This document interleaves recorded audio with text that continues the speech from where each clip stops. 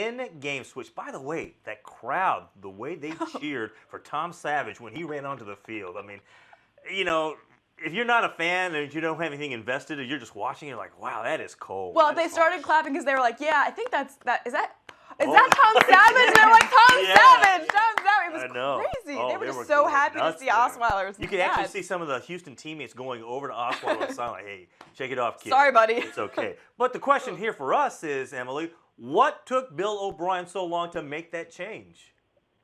It's tricky. I think he's hamstrung by a lot of different factors.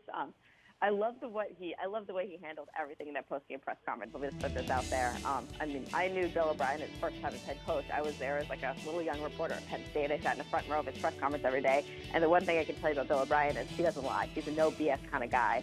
And so you went out and you heard ownership and McNair's of the Texans saying, look, we're glad we didn't have to make this decision. They put it on Bill O'Brien. And I think he wanted to give Brock Ostweiler every opportunity to prove himself. But what he said in that press conference was so true and said, look, we have to give it to the guy that's competing the hardest. And I think in practice every day, that shows me that Tom Savage is outperforming Brock Ostweiler.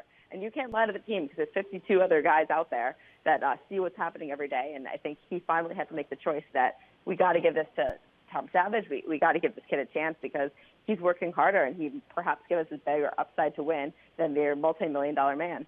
So, I mean, that's so odd to see a first-place team make a change and go with an untested kid like this in the middle of a season. Is that where they're going? I mean, are you saying that Savage is the guy the rest of the way?